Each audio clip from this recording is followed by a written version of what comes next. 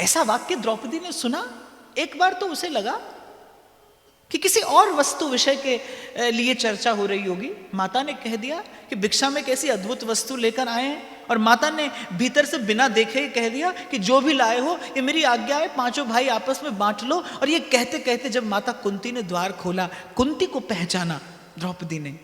एक क्षण में तूफान आया द्रौपदी के भीतर कि ये पांचों ब्राह्मण कुमार कहीं पंच पांडव ही तो नहीं, कहीं सखा की बात सत्य तो नहीं कि मध्यम पांडव तुम्हें स्वयंवर में जीतेगा, और कहीं ये ब्राह्मण कुमार दिखने वाला, ये परम तेजस्वी, ये परम सुंदर, कामदेव को भी अपने रूप से लज्जित करने वाला ये कुमार कहीं स्वयं सव्यसाची अर्जुन ही तो नहीं। द्रौपदी के मन में जाने कितने प्रश्न उठे। द्रौपदी को स्मरण आया, मुट्ठी में दवाई थी वो कृष्ण का दिया उपहार, और वो खोल कर हाथ जैसे ही उस मुद्रिका की ओर देखा, द्रौपदी को लगा उस नीलमणि में से नीलमणि झांक कर मुस्कुराकर कह रहे, द्रौपदी ठीक पहचाना, ये अर्जुन ही तो है। मैंने तुझे वचन दिया था कि स्वयंवर हो तो अर्जुन ही तुझे जीत कर जाएगा, नहीं तो क्यों मैं मर्यादा स्वयं तोड़ता, अपनी प्रतिष्ठित मर्यादा में स्वयं तोड़ता, कर्ण को लक्ष्य वेधन से रोक कर। स्मरण नहीं, मैंने रोक दिया था कर्ण को, मेरा संकेत ना होता तो तुम तो मौन रह जाती, और एक क्षण में अंगराजा की रानी होना पड़ता। प्रसन्नता आई जीवन में, वो ध्यान से चिंतन करना उस क्षण का। अभी द्रौपदी को प्रसन्नता हुई भी नहीं थी इस बात की कि मुझे अर्जुन ने जीता है, और इससे पहले सामने ये पीड़ा, इससे पहले सामने ये विडंबना, इससे पहले सामने ये दुख कि माता ने आज्ञा दे दी कि पांचों भाई आपस में बांट लो। क्या स्त्री बांटने की वस्तु है?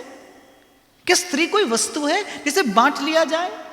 माता कुंती हतप्रभ, आश्चर्यचकित, पीड़ा से म्लान हो गया उनका मुख, और बड़ी कठोर दृष्टि से, तिर्यक दृष्टि से अर्जुन की ओर देखा कि ये क्या किया अर्जुन?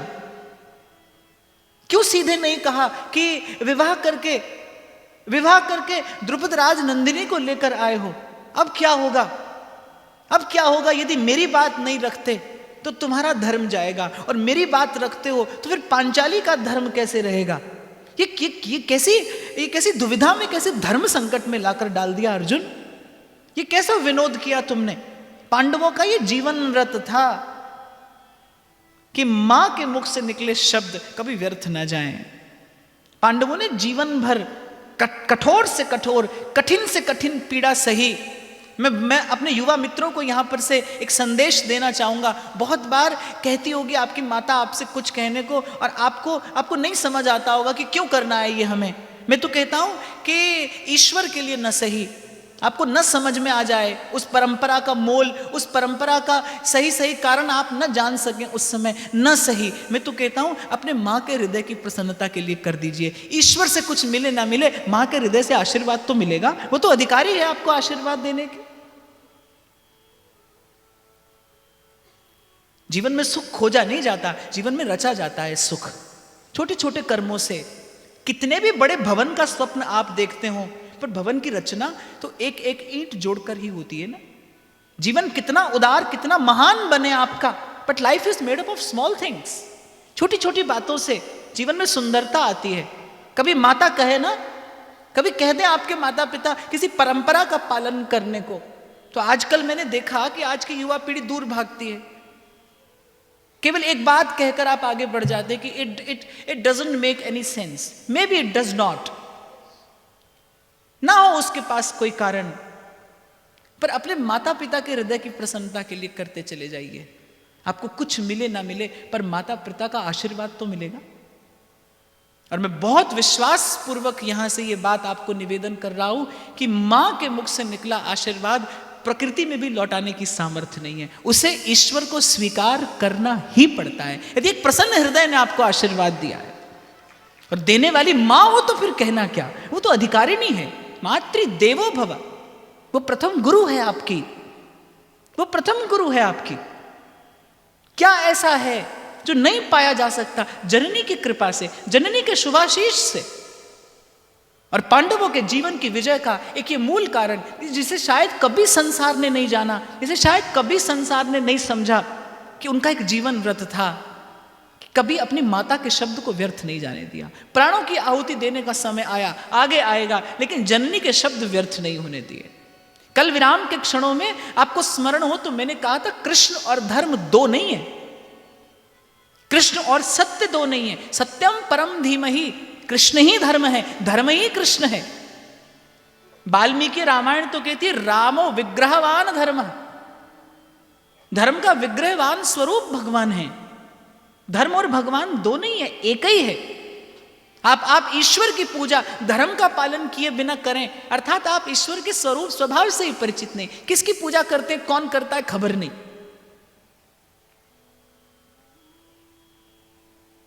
बड़ी दुविधा, धर्म संकट। अभी एक क्षण की प्रसन्नता आई थी द्वार खटखटाने, जब उस मुद्रिका में बैठे नीलमणि ने उत्तर दिया था द्रौपदी को कि हाँ ये कोई और नहीं अर्जुन है, प्रसन्न हो जा। अभी मुस्कुरा भी ना पाई थी द्रौपदी, इससे पहले एक और पहाड़ टूट पड़ा सर पर कि 5 भागों में बांट दी जाऊंगी मैं। क्या ये भी संभव है? क्या इस काल की धारा में, क्या आज से पूर्व कभी ऐसा घटा कि एक स्त्री को पंचपति वर्ण करने पड़े हो? अरे स्त्री पर रक्त शुद्धि का भार होता है भाई, संस्कार की रक्षा स्त्री करती है। एक परिवार में यदि संस्कार, सभ्यता, संस्कृति सुरक्षित रहता है तो वो स्त्री के ही कारण रहता है। क्या मैं पूरा जीवन एक कलंकिनी बनकर रहूंगी? ऐसा अपयश मेरे हिस्से आया? क्या धर्म पालन का यही परिणाम है?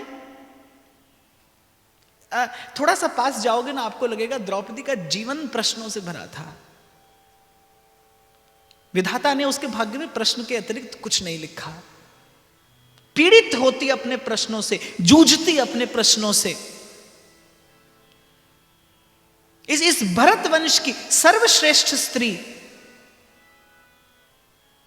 और मैं अपने आप को गौरवशाली अनुभव कर रहा हूं कि आज ईश्वर ने मुझ पर कृपा की और मुझे यहां व्यास गादी से बैठकर इस उज्जवल चरित्र का यशोगान करने का अवसर मिल रहा है। भरत वंश की सर्वश्रेष्ठ स्त्री, और जीवन कैसा, मरुस्थल जैसा।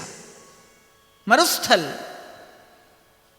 जहां सुख की आशा जगती, उससे पहले आंधी आती और बुझा देती वो दीप।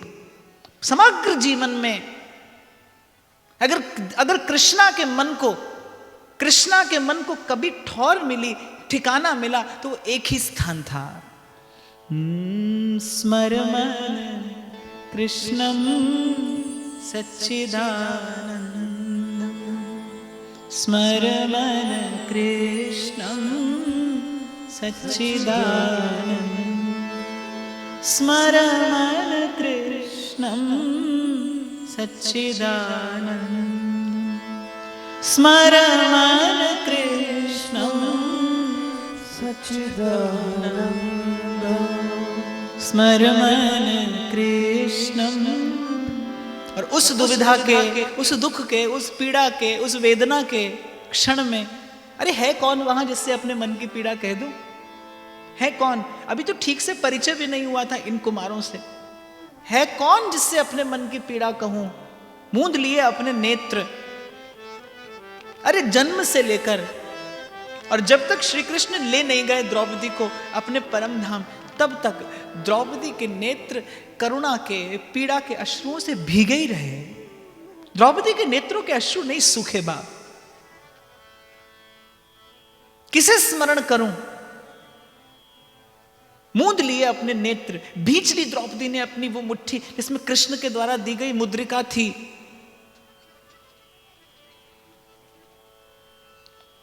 और अपने मन को ढाढ़स बंधाती कहती है, स्मरमन कृष्णम सच्चिदानंदम, स्मरमन कृष्णम सच्चिदानंदम, स्मरमन कृष्णम सच्चिदानंदम, स्मरमन कृष्णम सच्चिदानंदम, स्मरमन कृष्णम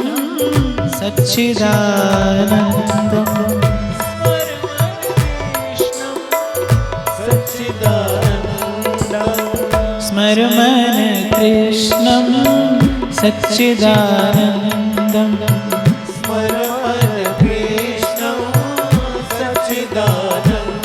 कृष्ण है कृष्ण है कृष्ण है कृष्ण है कृष्ण है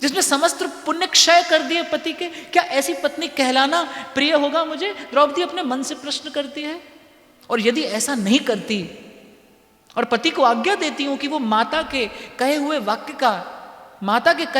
का आदर करे, उसका आदेश, उसे आदेश समझ उसका पालन करे, तो फिर क्या पूरा जीवन उपहास, पूरा जीवन अपमान भोगती रहेगी याज्ञसेनी?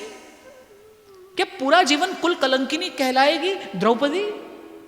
क्या संसार सदा द्रौपदी को संशय की दृष्टि से देखता रहेगा कि एक स्त्री होकर और पंचपतियों के साथ संबंध बनाया? द्रौपदी की आंखों के आगे अंधकार छा गया। तुझको पुकार रहे, आओ आओ रसिया। हे गोविंद, आपके अतिरिक्त कोई नहीं है जो मुझे इस संकट से उबार सके। जो पीड़ा देता है वही औषधि भी देता है। इस दुविधा में आप ही ने भेजा है मुझे। अब आप ही आइए और सखा धर्म का पालन करिए। आपने मुझे वचन दिया था, जब स्मरण करोगी तब आऊंगा। तुझको पुकार रहे, आओ। नव वधू है, उच्च स्वर से कुछ कहना भी उसे शोभा नहीं देता। बाहर तो किसकी ओर देखूं, किसे पुकारूं? नेत्र मूंद कर हृदय में बैठे अंतर्यामी का स्मरण किया। दीनानाथ अब बारी तुम्हारी, दीनानाथ। और प्रथम दिन मैंने आपको निवेदन किया था, दावा हुआ वादा श्री कृष्ण निभाते हैं। उन पर किया हुआ दावा भी सच्चा है और वो जो वादा करें वो भी निभाते हैं। इसीलिए पहले दिन मैंने आपको निवेदन किया था, संबंध बनाने का तो आपको मुझे अभ्यास है। तीर्थ यात्रा पर जाते जाते व्यक्ति अपने मार्ग के संगी के साथ संबंध स्थापित कर लेता है। भ्राता भगिनी बहन भाई बनाकर लौटाते हैं। कभी कभी हम तीर्थ पर जाते हैं तो संबंध बनाने का आपको मुझे अभ्यास है। आप और मैं अभ्यस्त हैं संबंधों के। एक बार अपनी इस वृत्ति का, एक बार अपनी इस शक्ति का सदुपयोग करिए और ईश्वर से, मेरे ईश्वर से, श्री कृष्ण से संबंध बनाइए। वो दावा भी निभाते हैं और वादा भी निभाते हैं। द्रौपदी ने अभी मन ही मन कहा, दीनानाथ अब बारी तुम्हारी, दीनानाथ। मेरे लिए तो सब मार्ग बंद हैं।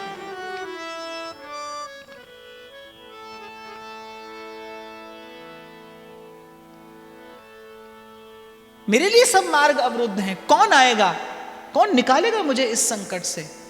और अभी तो द्रौपदी विचार ही कर रही थी और माया ने आकर द्रौपदी के कान में कहा कि पीछे माधव खड़े हैं। द्रौपदी ने मुड़कर देखा। माधव ने द्रौपदी की ओर बिना देखे पहले जाकर बुआ कुंती के चरणों में प्रणाम किया। अग्रज युधिष्ठिर को प्रणाम किया। भीम से कुशल क्षेम पूछा और ठहाका लगाकर हंसे। द्रौपदी ने कहा, ऐसी स्थिति में भी आपको हंसी आ रही है? ऐसी स्थिति में भी आप हंस रहे हैं? लेकिन वो माधव की हंसी द्रौपदी के उर अंतर में एक अमृत का संचार कर गई। अगर माधव हंस रहे हैं ना, तो अर्थात कोई ना कोई मार्ग अवश्य होगा, अवश्य कहीं ना कहीं इसी में मेरा हित होगा। क्यों विचार करती है, क्यों भूल जाती है द्रौपदी बार बार कि तूने अपने प्रेम देव की साक्षी में, तूने अपने प्रेम देव की साक्षी में अपना मन निवेदन कर दिया था इनके चरणों में। क्यों बार बार भूल जाती है? क्यों विस्मृत हो जाता है तुझे तेरा संकल्प? क्यों घबरा जाती है तू सन्मुख खड़ी प्रतिकूलता को देखकर? श्री कृष्ण हंसे और द्रौपदी के मन प्राणों में घुल गया अमृत कि अगर हंस रहे हैं माधव तो अवश्य कोई ना कोई रहस्य होगा, अवश्य कोई ना कोई मार्ग होगा। और जहां माधव हो वहां माधव के अतिरिक्त कौन निर्णय करेगा? माधव ने बड़े गंभीर स्वर में कहा कि समस्या तो गंभीर है, समस्या तो गंभीर है। मैं तो ये कहता हूं कि पांचाली स्वयं निर्णय ले ले तो अच्छा। भूल गई द्रौपदी कि सास सन्मुख खड़ी है, दो बड़े भाई निकट हैं। भूल गई द्रौपदी और कहा माधव अब और ना भुलाइए मुझे, अब और ना भ्रमाइए मुझे, आपके रहते मैं निर्णय कैसे लूं, आप जो निर्णय लें मुझे मान्य होगा। और क्या शब्द निकले कृष्ण के मुख से कि किसी भी स्थिति में माता के वचनों का लंघन नहीं किया जाना चाहिए। ये पांडवों का जीवन व्रत है। तुम यदि पति के व्रत का भंग करोगी तो क्या कभी पति के प्रेम का पात्र बन पाओगी? निढाल हो गया द्रौपदी का एक एक अंग जब कृष्ण के मुख से अपने लिए यह निर्णय सुना। द्रौपदी को पूर्ण विश्वास था कि निर्णय मेरे ही पक्ष में आएगा। जब कृष्ण के मुख से सुना यह निर्णय तो निढाल हो गई द्रौपदी। कितने करो मनोरथ माला, पर भावी पर्दा काला, तब कहते हैं सुजन सयाने, राम की बातें राम ही जाने। उसे पूर्ण विश्वास था कि निर्णय मेरे पक्ष में आएगा। कृष्ण के अतिरिक्त कौन है स्त्री के धर्म की लज्जा रखने वाला? नरकासुर के कारागार में पड़ी वो 16,000 स्त्रियां जिनके कारण आज तक संसार कृष्ण को संशय की दृष्टि से देखता है कि ऐसा भोगी पुरुष जिसने 16,000 स्त्रियों से विवाह किया। पर कृष्ण जानते हैं वो परिस्थिति क्या थी। नरकासुर के कारागृह में पड़ी, बंदी गृह में पड़ी वो 16,000 कन्याएं, नरक के समान यातना भोग रही वो युवतियां। और जब कृष्ण ने नरकासुर का वध किया और उन कन्याओं को उनके पिता के पास भेजने का उपक्रम किया तो उनके पिता ने यह कहकर रोक दिया कि इन कन्याओं से कह दो आत्महत्या कर लेना श्रेष्ठ है। 1 वर्ष तक नरकासुर के बंदी गृह में पड़ी रहने के बाद अब इन्हें स्वीकार नहीं किया जा सकता। त्राहिमाम त्राहिमाम रक्षमाम रक्षमाम, ये स्वर गूंजा उन 16,000 निर्दोष कन्याओं के मुख से। श्री कृष्ण ने कहा कि सबको ले चलो द्वारिका, इनके लिए भोजन वस्त्र आदि का प्रबंध कर दिया जाएगा।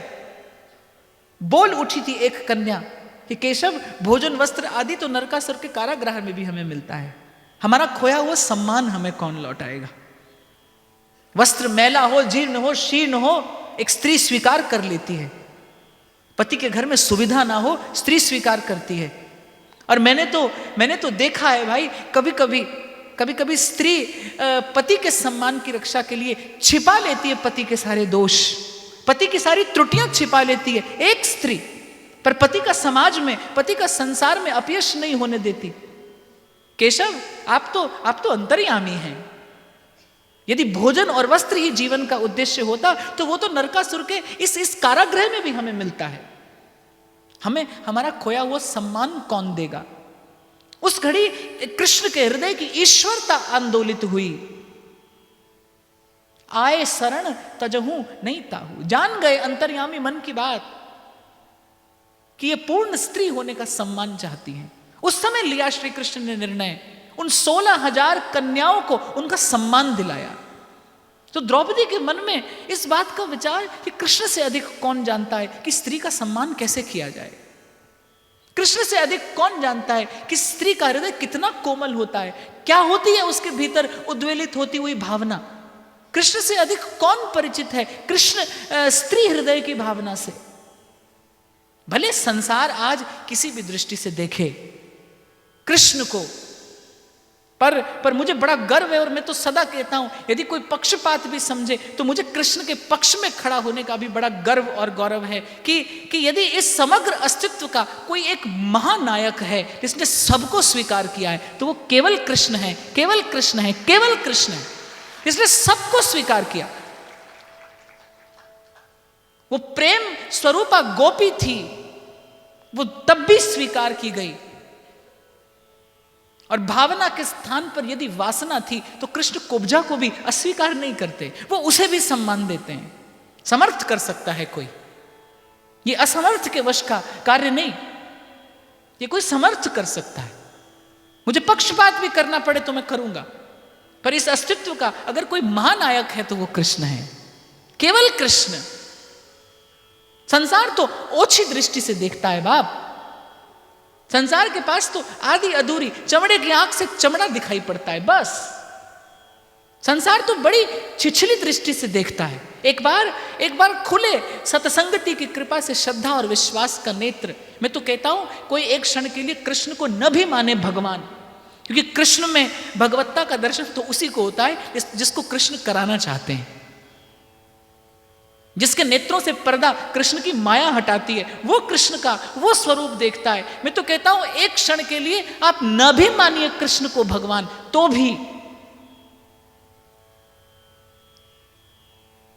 भी कृष्ण का वो बहुआयामी व्यक्तित्व, द मल्टी डायमेंशनल पर्सनालिटी, रण क्षेत्र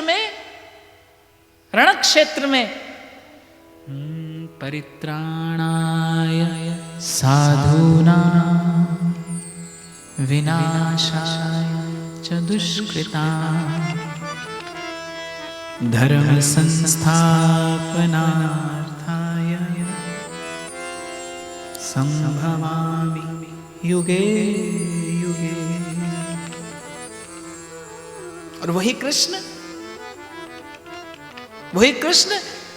ब्रजभूमि की किसी निवृत्त निकुंज में देखो देखो री नागर नट निर्तत कालिंदी तट गोपिन के मध्य राजे मुकुट की लटक। देखो देखो री नागर नट निर्तत कालिंदी तट गोपिन के मध्य राजे मुकुट की लटक। रास मध्य राधा राधा मुरली में ये रट नंददास गावे ताना निपट निकट। देखो देखो री नागर नट निर्तत कालिंदी तट गोपिन के मध्य राजे मुकुट की लटक। मैं तो कहता हूं भूल जाइए एक क्षण के लिए भगवान है वो। एक महानायक के रूप में भी यदि आप कृष्ण को देखेंगे तो मैं विश्वास से कहता हूं आपका सिर श्रद्धा से झुके बिना नहीं रहेगा। आप नहीं रह पाएंगे झुके बिना कृष्ण के इस विशाल व्यक्तित्व के सन्मुख। आपको नत होना पड़ेगा यदि आप में हृदय है तो, यदि आपको प्रभु ने हृदय दिया है तो, यदि आप मनुष्य हैं तो। अरे मनुष्य की छोड़िए बाप, पशु पंछी मोहित होते देखे गए हैं श्री कृष्ण की रूप माधुरी पर, उनकी लीला माधुरी पर। और मनुष्य होकर कोई न हो तो अर्थात मनुष्य दिखाई पड़ता है पर है नहीं। मनुष्य होकर कोई कृष्ण के सन्मुख नत ना हो, कोई कृष्ण पर न्यौछावर ना हो, तो वो हो सकता है देखने में मनुष्य हो, होने में नहीं है। जिसके पास हृदय है, जिसके पास संवेदनाएं हैं, जिसके पास भावनाएं हैं, जिसको कभी प्रेम ने स्पर्श किया है, वो एक बार अवश्य कहेगा मैं बलिहार प्यारे जो बलिहार प्यारे जो।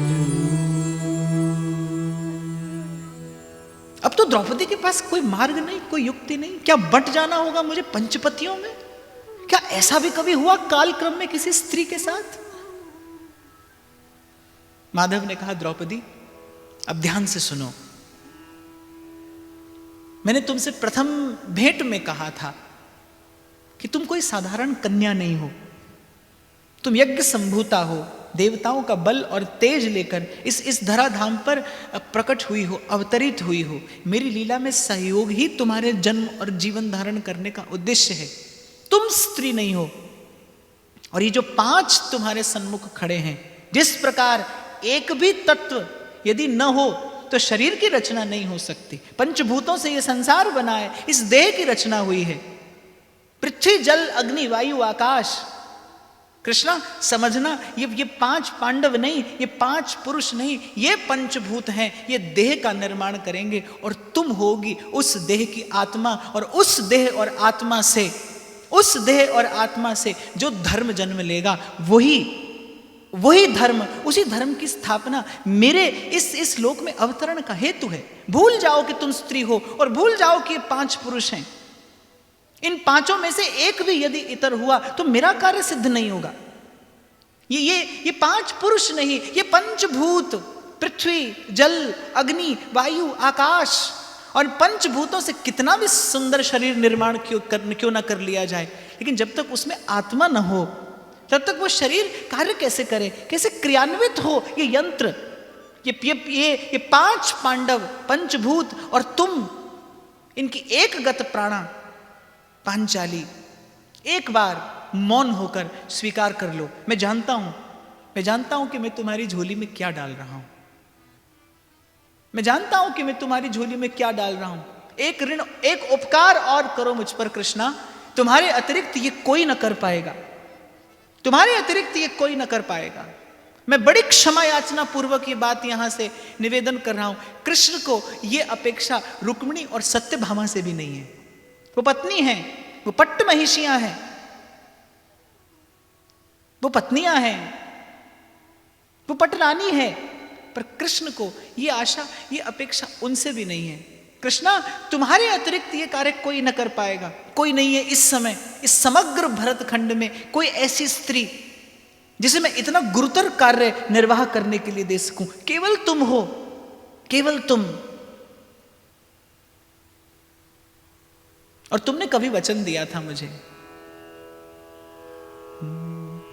मेरी डोरी तुम्हारे कर में, नाथ जंगल में रख लो या घर में, हूँ ठिकाने पे अथवा डगर में, नाथ रखना बस अपनी नजर में। जिस देश में रहेंगे, जिस भेष में रहेंगे, हम तो तेरे ही कहलाएंगे।